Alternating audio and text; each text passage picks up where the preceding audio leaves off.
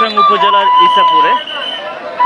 ইসাপুরে আমার কাছে মনে হয় এরকম পিক আপ থেকে বড় ডিস্ট্রিক্ট গাড়িগুলো, অর্থাৎ এগুলা হচ্ছে প্রায় আমার কাছে মনে হচ্ছে 500-600 গাড়ি এই কুমিল্লা শাসন করার পর থেকে প্রায় মানে বড়াশালের পর থেকে বুড়িচং পর্যন্ত প্রায় 500 থেকে 600 গাড়ি হবে শুধু এই রাস্তায়, যারা ত্রাণ নিয়ে আসছে বিভিন্ন অঞ্চল থেকে।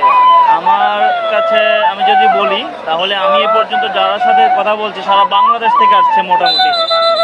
শুধু যে যে অঞ্চলে অলরেডি বন্যায় গ্রস্ত আছে সেই সব এলাকাগুলো ছাড়া সারা বাংলাদেশ থেকে হাজার হাজার মানুষ, আমার কাছে মনে হয় হাজারের উপরে মানুষ আসছে, ভলেন্টিয়ার আসছে, যারা অনেকে খাবার নিয়ে আসছে।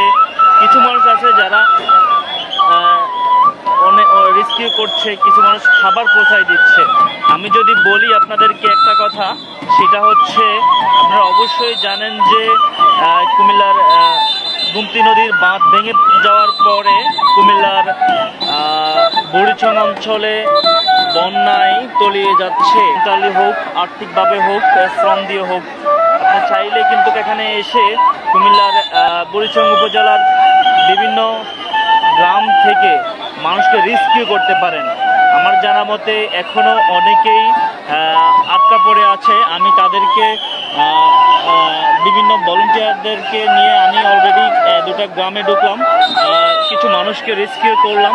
এই মুহূর্তে আপনাদেরকে আমি দেখাচ্ছি ইসাপুর মসজিদের উপর থেকে। আপনারাও দেখার প্রয়োজন আছে, যেহেতু আমার সাথে অনেকেই কানেক্ট আছেন যারা কিনা বিভিন্নভাবে এই বন্যার্থদেরকে সাহায্য সহযোগিতা করছেন। তো আপনাদেরকেও দেখানো উচিত বলে আমি মনে করছি, সেই জন্য আমি লাইভে আসা, বিভিন্ন ইনফরমেশন আমার এই প্রোফাইলে শেয়ার করা, এর বেশি অন্য কিছুই না।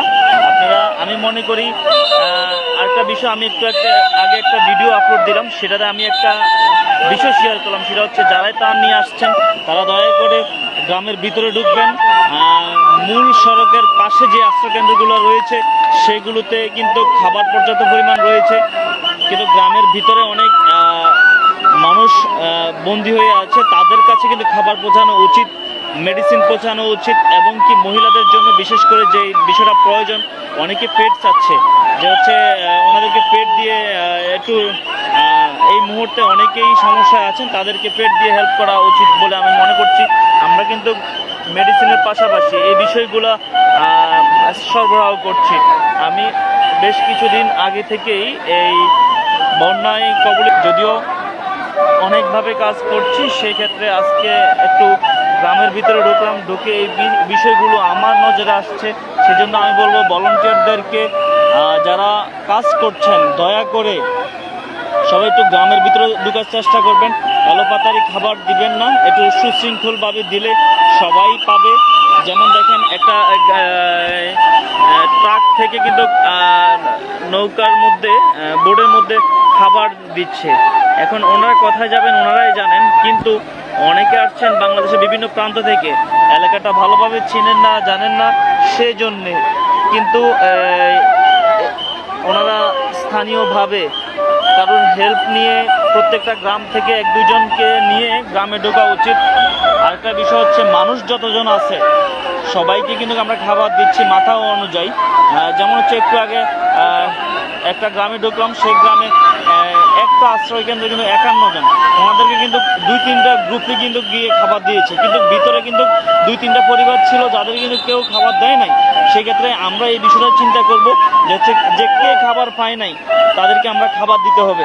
হ্যাঁ, আপনারা যেমনটা দেখছেন, যারা দেখছেন আশা করি ভিডিওটা শেয়ার করে দেবেন, যেন হচ্ছে অন্যরা এই ভিডিও দেখে একটু বন্যার্থদের পাশে দাঁড়াইতে পারে। দেখেন তার টাকা কোথায় যাচ্ছে, কে কে সাহায্য সহযোগিতা করছে, কাদের মাধ্যমে করছে, সেটা আপনার এলাকায় যাকেই পান, যারা কাজ করছে তাদের সাথে সাহায্য সহযোগিতা হাত বাড়িয়ে দেন।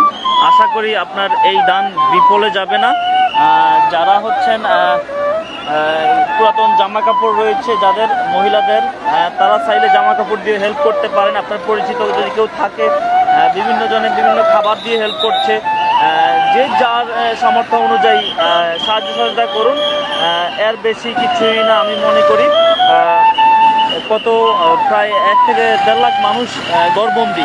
এইগুলোকে আমরা অন্যান্য অঞ্চল থেকে যদি সাহায্য সহযোগিতা করি, এটা কোনো বিষয় না যে তাদেরকে না খেয়ে থাকতে হবে এমন কোনো বিষয় না, জামা কাপড় ছাড়া থাকতে হবে এমন কোনো বিষয় না।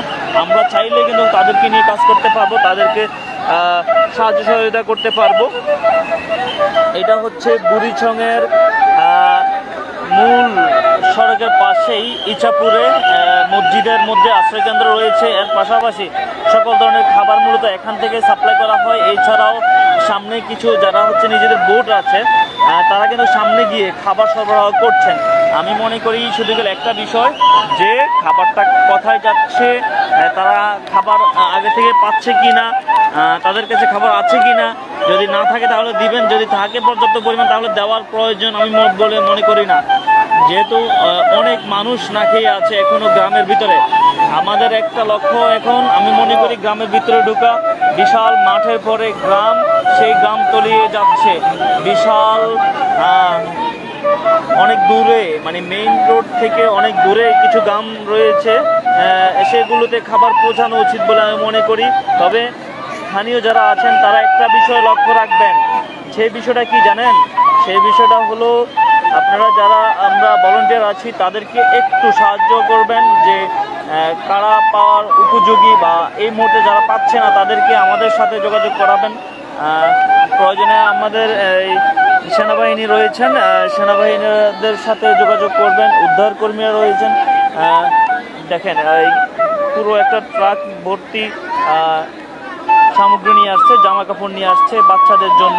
কারণ মানুষ কিন্তু এখন এই মুহূর্তে বিশুদ্ধ পানির প্রয়োজন রয়েছে এবং কি ওষুধ প্রয়োজন। সেক্ষেত্রে আমাদের যারাই আছেন সবাই সবার জায়গা থেকে সাহায্য সহায়তা করবেন। আপনার স্থানীয় এলাকাতে যে কিনা এই বন্যা কবলিত এলাকায় কাজ করছেন তাদের মাধ্যমে আপনি চাইলে সাহায্য সহযোগিতা করতে পারবেন।